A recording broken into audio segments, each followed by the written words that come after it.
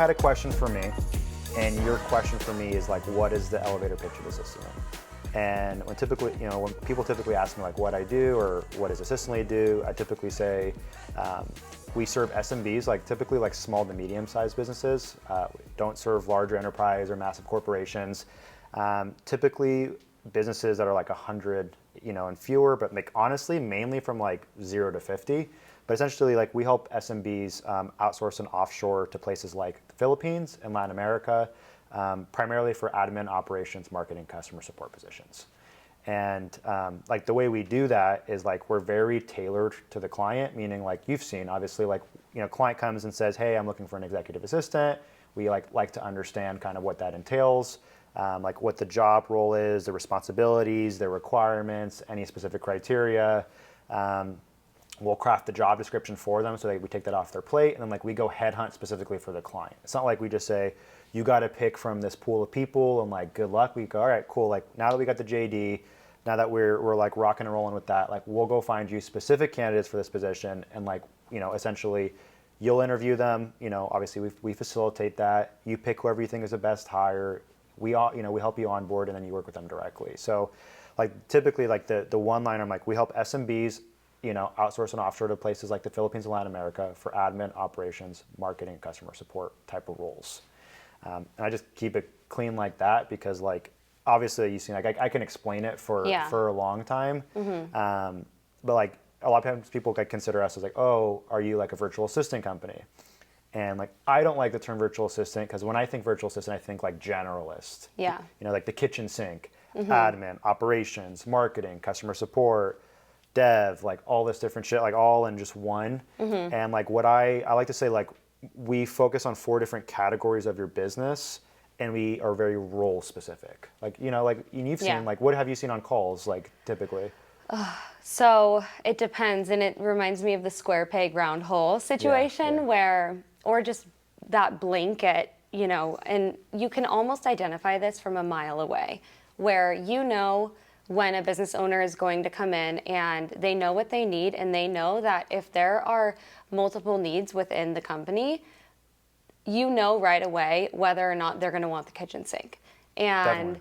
I think that, it's often that there's almost like that customer support admin operations, and then there's the marketing.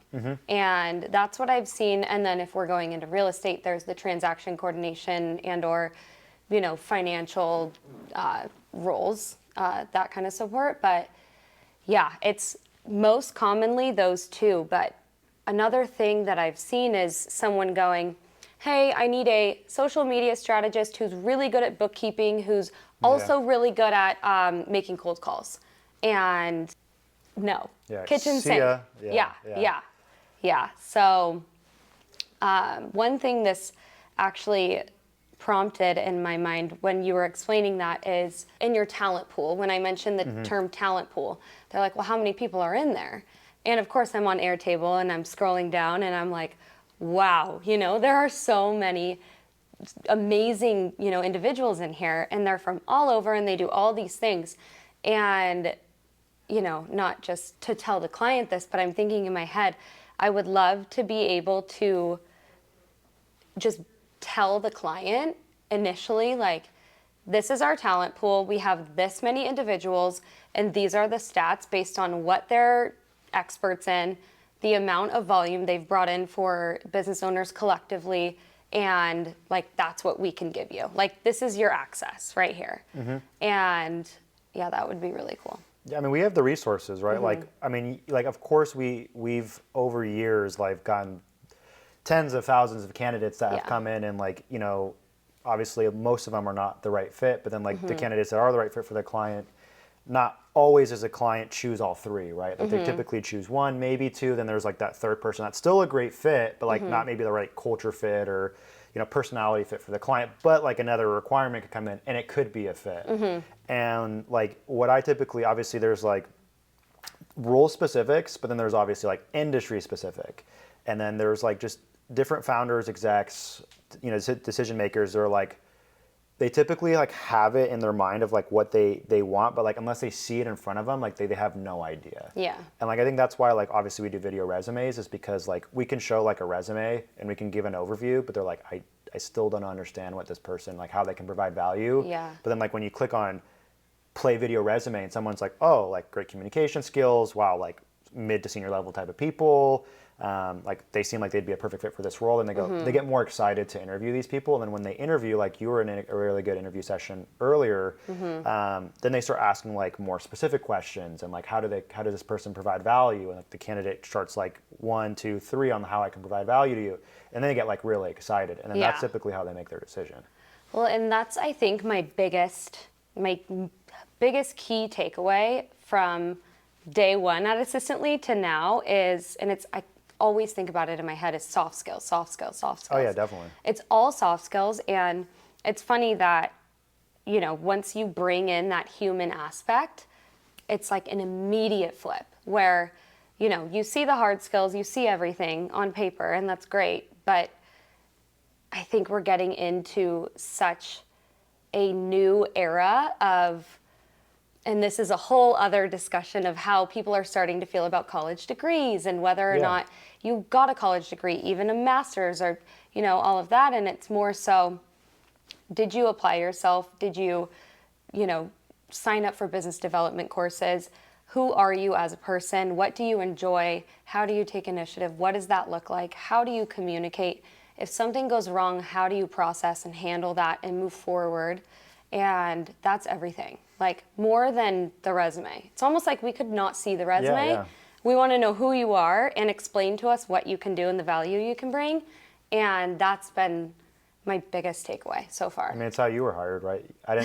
There's one of the posts I post on LinkedIn, but you were hired without a resume. I never even asked you for I know, a I resume. remember during the interview, like, you're like, I don't need to see your resume. Yeah, I don't need to see your, it's like purely just like off the way you took initiative, you like shot your shot.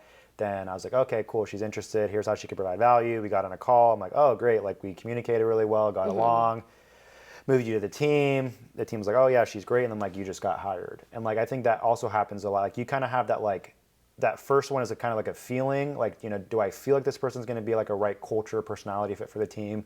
And then the second one is like, okay, let's actually assess, like, the actual hard skills of this position. Can this person actually, like, do the job? And then when you go, like, feeling and then, like, more, like, action and like can they actually apply themselves and like have necessary skills to do it, then it's like a lot easier to make the decision. But if you do like skill set and then personality, I feel like you're kind of shooting yourself in the foot, because there's a lot of people like they have like the knowledge but like they don't have the personality, you know, because there's like the knowledge, image, and the personality. And like image, like you can construct on, knowledge you can teach, personality there's nothing you can do about it. So it's either you got it or you don't. And I think that's kind of like a differentiator with the candidates that we go, like we call them like the whole unicorns.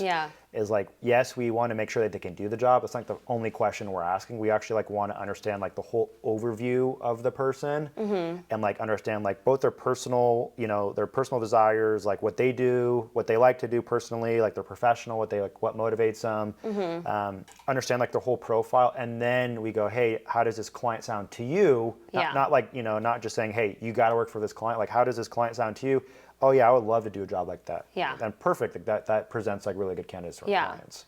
And too, I mean, we had this call this morning where I feel like today there were so many references that were really helpful, and maybe just because I was looking at it in the eyes of I want to tell this story. But this morning we had an email come in from a candidate to Emmy and I, which we're client experience.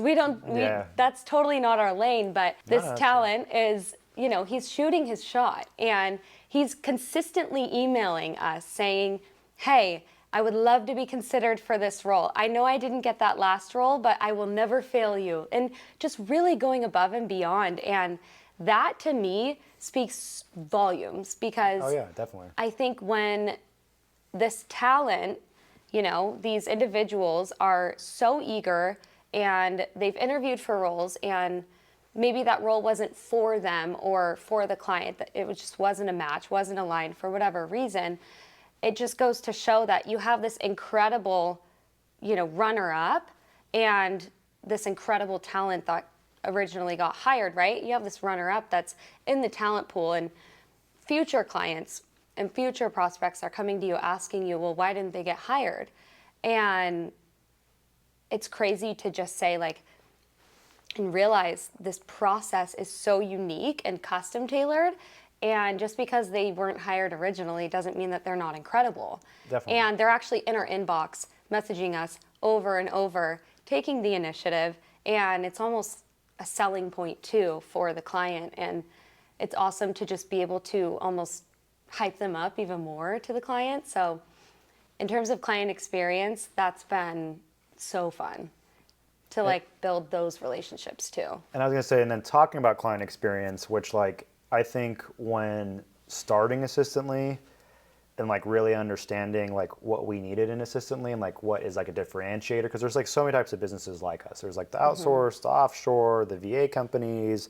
Like there's like a mom and pop shop opening up like every single day with what we do. But like the differentiator, like even when I was like exploring the industry, it was like I didn't really feel like that I wasn't like wowed by anybody. Yeah. And that's because like it was so like not personal. It was like a lot of automation. People were like, we're not communicating properly.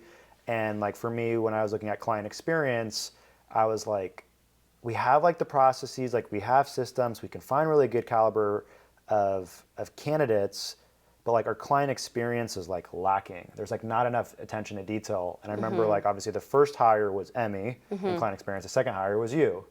And I remember like when I brought Emmy on, I was like, I just like having somebody give like personalized attention was like super, super important to me, that like our clients felt supported and like they actually felt open to like communicate with people. So like if they had a problem or an issue, they can communicate with you guys and like they feel like more open, not like it's like a transactional relationship, but more of a like a friendly personal relationship. The best part about her and what she brings to the table within the client experience world is that, you know, she cares so much, and it matters so much to her that the job isn't over until it's over. Yeah. But the craziest thing, and I think that this is something that you struck gold with finding her, is that her BS radar with not necessarily just the clients or the talent, but just whether or not it's aligned is crazy. So she'll identify things and she'll catch things where she's like red flag. She's like a ref. Red flag, yeah. She's literally like a ref. Yeah. And she can see things from a mile away. And it's almost as if, you know, her motherly instinct is so high right now, I'm sure, that, you know, it's like she has a 14-year-old who's like trying to sneak out of the house. And she's like, nope, I hear you down there. Yeah. And she's just so good. She's so good. And I don't think that a client success division in terms of growth would grow in the best way possible without that. And it's so impressive. Yeah, and I think when we like looked into client experience in the beginning, I think the biggest things we were looking for was like attraction, you know, obviously, well, conversion, you know, obviously converting prospects, but also like retaining clients. Yeah. Because like what I was like, we got to convert. And it's like, you can convert like 1,000 people, but if you don't retain them, it doesn't really mean anything. Yeah. And I think what we were having a problem was like, there was not really any personalized attention to the clients where they go, you provided all this value in the forefront, but like, I just don't hear from you guys after I work with my team member. And they go, okay, so like, why would I use you guys? Where like, when I was thinking about the role, I was like, we need people, like we need to retain our clients, and we got to make sure that they're happy, and we got to like see, you know, kind of see where they're at, and if there's any additional requirements and upselling different stuff, and get to know them a little bit more, and provide like more value so that they obviously stay. And when I like brought her on, she had customer support experience working like at a software company. And she had the foundation, but she didn't know our industry. She didn't really have like a client success manager type of role. She didn't do any really like, I think, sales and prospecting in her previous role, but like she had such a strong foundation where I'm like, she has a lot of potential. Like typically when I hire for like potential, because I feel like people can be taught things, and like incorporating her in the process to me of like, you know, strategy calls and meet and greet sessions and onboarding and all that stuff of like really hand holding, and like also being, like you said, like the BS radar, but being like realistic with the client. Like I think what we've also like just learned as a company is like, we just we can't say yes to everything. Yeah. Because like, you know, we get super excited, ooh, new prospect, yes, we can do that. But then we go back, oh shit, we can't do that. But we're gonna say yes and figure it out. Yeah. Where like now it's like, let's be realistic. Like let's say yes to the ones that are a fit. Let's say no to the ones that are not a fit. And for those that are a fit, like if there's ever like problems or issues kind of throughout the process, we're like realistic with them on expectations. And I think one of the things that she says that like we kind of all started doing is like, you just have to trust in our process. Like I know you have questions and like you've never done this before and you have like concerns, but like if you trust the process, I promise things will go well. And they're like people that typically like trust her or trust you or trust me in the process and go like, I trust you guys, like those are typically like always the best relationships. Yeah. And you know, as like we expand our client experience, like obviously the more clients we have, like she couldn't do all of it, so then obviously that's why you're brought into it. And it's like having that like, you know, kind of that friendly like demeanor and like, you know, how are you? Do you have any kids? Do you have any dogs? Do you like, where are you from? Like that's like typically the questions that you ask, and you get to know people on a personal level, then they feel like more open. You know, they're not like, I'm gonna cancel, sorry. It's like, hey Megan, I'm having issues. Could we hop on a call? Like, you know, you guys do those unicorn hangouts, maybe. Yeah. I should probably know a little bit more what those are, but like, Yeah. what do you guys do in those unicorn hangouts? Like, what is a unicorn hangout? Okay, so I love them because I feel whatever the problem is, it's usually because there's a problem. You're never gonna go into a unicorn hangout because everything is rainbows and butterflies. Like something's wrong. Yeah. And it's so funny because it starts out with, this is what's going on, and it's okay. And you never know how a client's going to approach it. They could come guns blazing and, you know, I'm done. But the best part, those are the best ones because like we experienced this week, and this wasn't a client experience issue, it was just more so a company reorg, but you know, budget issues they come to us about, or performance issues, or another common one I've seen is a client coming to us and explaining that, you know, they want to increase the hours and they want to grow and they know there's room to grow, but they're just stuck. They have writer's block. They don't know what to do. And so that's my favorite part of the unicorn hangouts, because then they come to us and we kind of almost dive deep and analyze what's going on. What does the schedule look like? You know, what percentage of time are they spending on each task? And what's the return that you're seeing on all of those, you know, tasks and deliverables being carried out? And we kind of can identify, it's more like a productivity call, if anything. And we can identify, you know, if this person really is the right fit for this sector of your company, or if maybe you need to move them into more of a admin position as opposed to a social media manager, which you originally hired them for. And to make those discoveries and to realize that, you know, you're growing and you need more help, or you just need to increase the efficiency of the help that you already have to make everything worthwhile for everybody. I mean, that's the goal at the end of the day. And, you know, the clients typically leave feeling so stoked, and they have like a quarterly plan in their inbox, and, you know, we have an onboarding schedule for next week. And you know, that's what happens in the unicorn hangout, and it just feels almost like therapy, where they come to us and it feels like a therapy session and we're working things out, and they leave feeling much closer. And so, yeah, it's really fun. I mean, again, that's just like and those are just like one small thing of the client experience. Because like I talked about all the value that we do, like on the forefront of like crafting the JD and finding your person and like presenting you candidates and helping you with the interview session and onboarding. But then like what you just mentioned is like yeah, we gave you all that support from the forefront, but we have all the post support when you hire somebody. If you like need troubleshooting, if you need an additional requirement, if you're like, hey, how do I go about like working with this person and increasing hours? Like we can help troubleshoot that and like kind of be that soundboard for them where they feel like heard, and they like you said, they feel like refreshed. It's like talking to a therapist, and like I think you guys are really good at like listening, absorbing information, and then you know, providing a solution. And like, you know, for me, if I'm like working with a person, and like this has happened many times where I'm like working with this person, but I'm like, am I using this person to the right, like to their capacity? Like what is their strong suit? Like how do I go about it? And somebody was just like, well, okay, this person likes doing this, you need help with this, move this person here, and then hire somebody for that. Like that's typically what you guys do is you're like, put this person in their zone of genius and then hire this person for, hire another person for this additional requirement. Which I understand can probably be so hard to do when you're a business owner and you have all these things laid out in front of you and you have no idea, or maybe you do, but it's just so overwhelming in terms of, which task or priority needs to come first. And so we kind of look at it from the outside looking in and just from maybe a more clear perspective. And that's, I think, the best part is we can help them prioritize, not maybe what could be going wrong or could be improved with their talent, but also within their business. And that's what we're here for. And it's almost like going to the guidance counselor, and it's so much fun. And just being able to bring in value from other business owners. Like I just had a call with another one today where, I'm sitting there and he's explaining to me, and this was just for an onboarding session, but we have the front row seat to all of this value that these high-level business owners can just pour into client success, and then we can then pour it into other business owners. And I was sitting in this onboarding session and they're talking about, their current structure and what they do to improve their productivity internally. And I'm just thinking about, wow, these are like really great nuggets of information.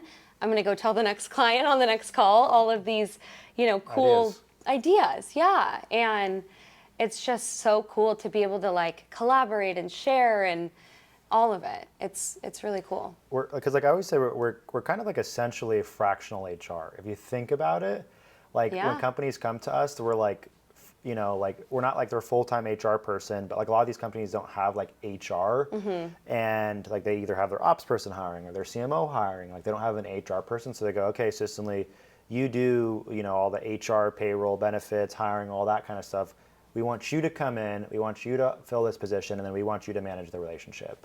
And like that's a really cool part that we get to do like for a lot of our and we touch so many different businesses, whether they're real estate or law or tech or finance, and they're EAs or operators or marketers. Like there's so many different types of positions that we can hire for and different types of like verticals and industries that we can serve.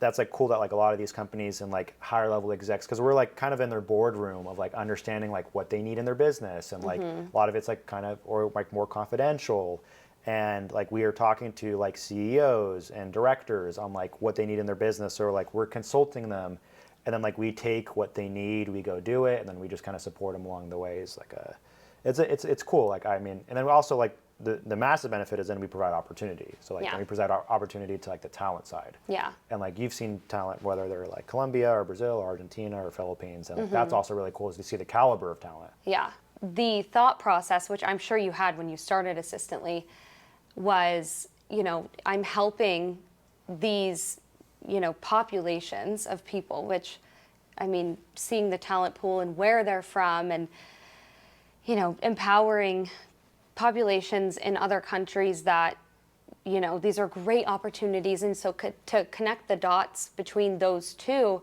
must feel just so incredible, knowing that,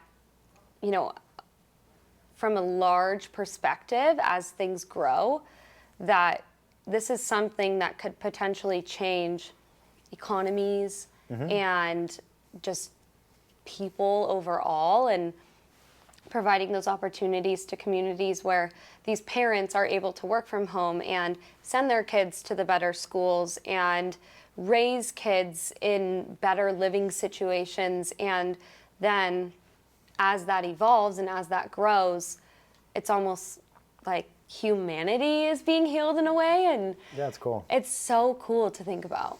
Yeah, because I mean, Assistantly was started because like one, I had no idea about the offshore industry. I was like in a previous business, and I was like exposed to like what offshore talent is and was, and I didn't like fully grasp or understand it.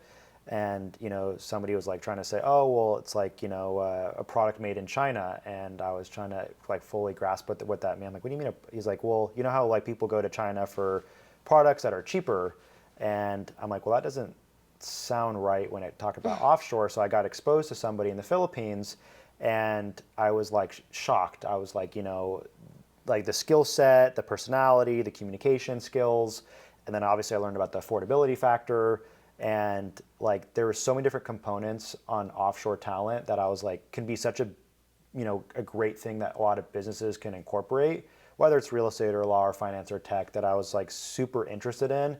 And it was in 2020. It was like remote. It was pandemic. Yeah. And I was like, okay, so I want to start Assistantly because I got exposed to offshore talent, which I thought was remarkable. This is a time, it's 2020 during the pandemic, where it's remote. It's affordable. And there's hundreds of thousands of people that are like all across the globe, besides the United States, that like would love an opportunity to work with businesses out here or New Zealand or Australia. So I'm like, okay, cool. Let me figure out a way to create a company and understand the industry where like it's a win-win for both the clients and the talent. And I think when I was exploring the industry, I saw where it was a massive win for the clients. And yes, they were presenting an opportunity to the talent, but like the opportunity was just like, take this opportunity, like take it or leave it. Mm-hmm. And like you were talking about the whole that phrase, I always get confused with the whole square peg round hole. Always in meetings, I always try to say it, and I always get it wrong. Pigeonhole. Pigeonhole, dark, yeah, brown hole or whatever it is, and like a lot of times people like will like stuff somebody into a role like that's not the right fit and say, hey, you're gonna get paid X, we charge our clients Y, and take it or leave it. Or if you don't want it, somebody else will grab it. And I think like when I looked at that, like the industry was so abused because people were getting paid poorly. There was no benefits, and there was none of that like, hey, we want to present you the right opportunity. And when I looked at that, I was like, okay, why don't we flip-flop it, and then why don't we ask our talent, how much would you like to make? There's a big difference when you say, hey, here's what you're going to make, and here's how much would you like to make? What is your desired hourly rate? So we understand like what's going to motivate them financially. That way they can support their families and their kids and their loved ones, and like also have like a great like balance in their life. And then we also provide like really good benefits. And then we say, hey, on top of like comp and benefits, like how does this opportunity sound? Does it resonate with you? And if they go, yeah, this resonates with me, then it's like boom, boom, boom. Like how do you not find really great talent when you go, we'll pay you what you want. We'll give you the benefits that you need, to support your lifestyle, and we'll give you an opportunity that you've dreamed of. And then on the client side, now they're getting presented really great candidates that are excited for this position, and the client wins because the client goes, I just got really affordable, highly skilled offshore talent for my company, and like I can grow and scale like faster and easier. And like also too, like I'm always like a big believer of like not having like one flavor in a company. Just men, just women, just American. I think you should have like men, women. You got to change it up where it's like you got to have like just different types of people from like all across the world. Like you have a diverse background, different cultures. Because like, you've seen even working with Kate, like how different she is and working with us, and she's like so sweet, so loving, so loyal.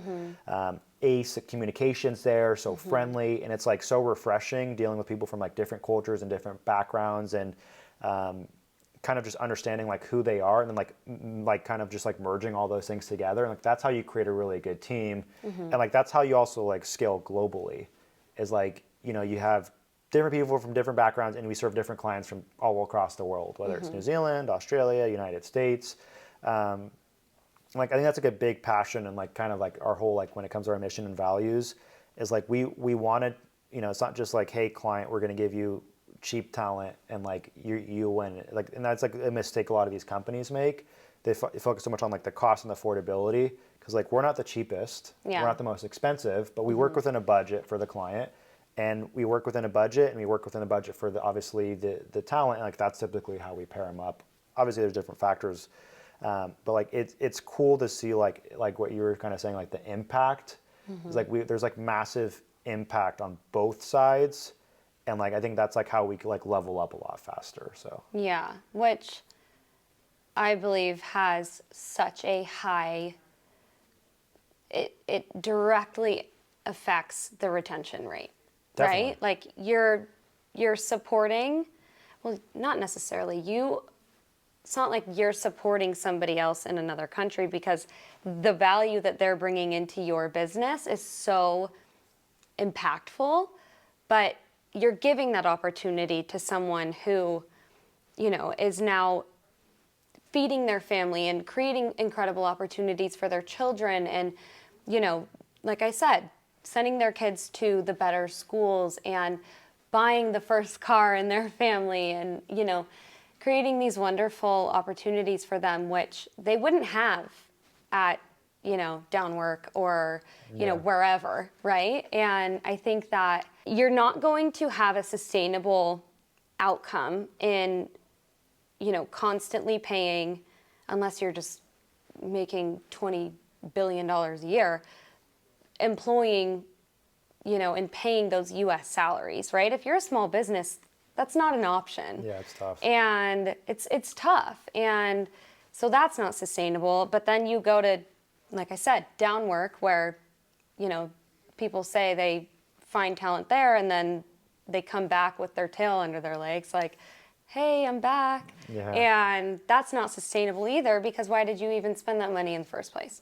Totally. And so, it's this talent is over at, where they're being paid, like, let's say $5 an hour. Like, that's not going to help them in life. And they're going to constantly be calling out sick. They're going to constantly be, having to deal with all of these issues that magnify and wouldn't have been magnified for them had they just been taken care of. And so to watch these incredible individuals that are, reaping the benefits of healthcare and just all of these things that are provided to them, you see it, and it shows in their work and in the growth, and then you see how thankful, our clients are, and that's the best part. Like, those connections is absolutely the best part. And I think that this can help a lot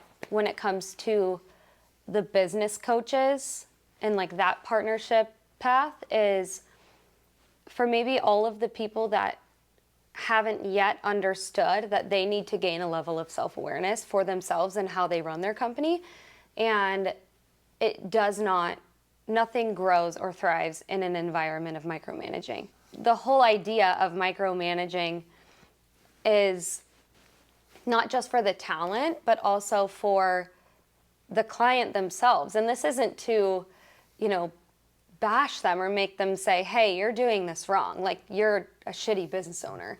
It's more so, hey, let's get a level of self-awareness to where you're saying you want to grow, but then you're not doing the work for yourself, and just kind of leaning inwards and noticing that the micromanaging is coming from a place of fear and scarcity, and nothing can evolve and grow in an environment of scarcity. It's just not going to. And that's where the abundant mindset comes in, where, you have this incredible opportunity. You look at it as not, I'm going to lose this money on hiring offshore talent.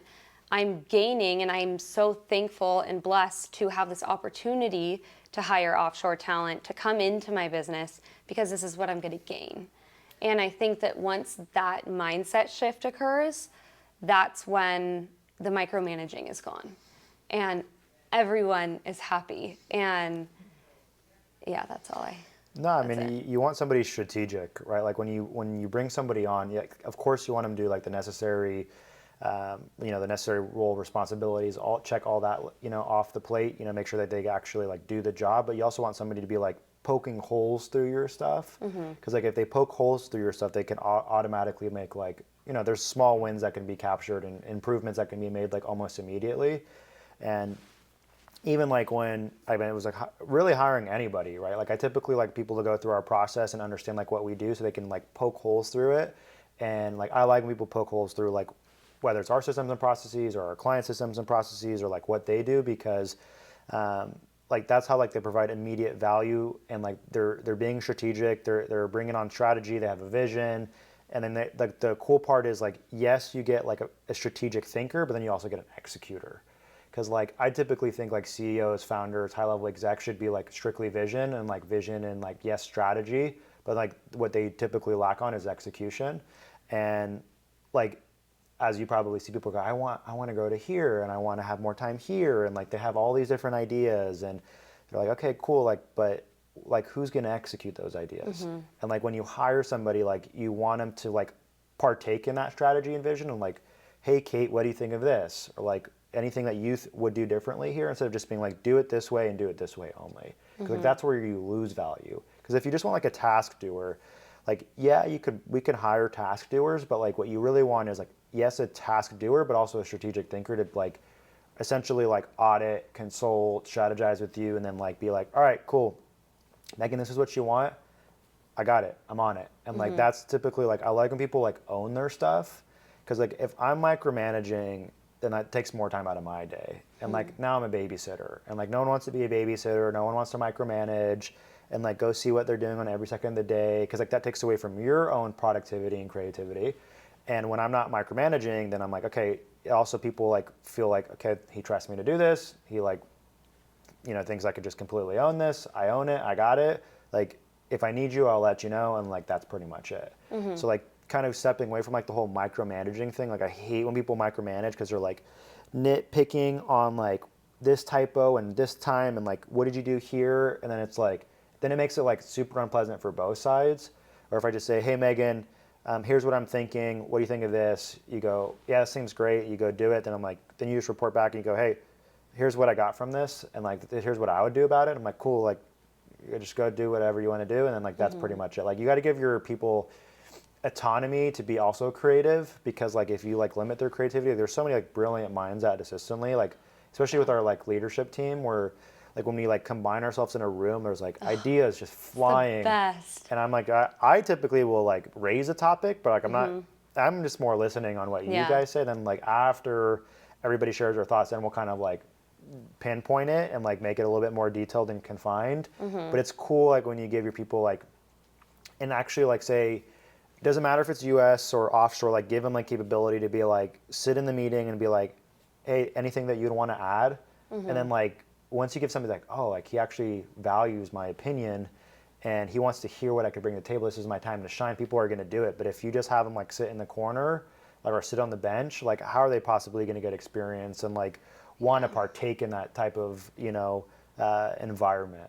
Yeah. So. And I know Emmy would say this, that, you know, the number one thing, and this just stuck out for me hearing this, is the number one thing she shared that when she came to Assistantly she loved so much was that she had a voice and she had ideas, but she was actually given like the microphone to speak her voice and to share her ideas, and that it was being heard. And I think, you know, that's so important too, because when you have all of these people that have been at other companies, and like you said, you've given all of these people this opportunity to, you know, be department heads and to grow into specific divisions and specific roles and bring their ideas to the table, where maybe otherwise we would have been hushed and just sent to the corner and put your head down, get your work done. And then here's your next task. And I don't think that's a way to own and operate a business, manage a team, any of it. And so with these boardroom, you know, Zoom meetings, we always go like an hour over, and there's so much innovation. And yes, there is like that, okay, let's come down to earth a little bit and figure out how this is actually going to get done. But at the end of the day, that's kind of what brings us back to this solution in the first place, is if we have these ideas and we figure out how it needs to be carried out, it's literally just a matter of getting help. Totally. And it's kind of, it sounds cliche, but like literally anything could happen. And so it's cool to pour that into business owners that don't feel, because clearly they're coming to us because they don't currently feel that way. Yeah. Or maybe they do and they just need more of it. But, you know, being able to feed into them and just say, hey, like, what's your idea and when do you want it done? Here's 100%. Who you need to get it done. And let's think about what that'll look like a year from now. And actually, I have a really cool story.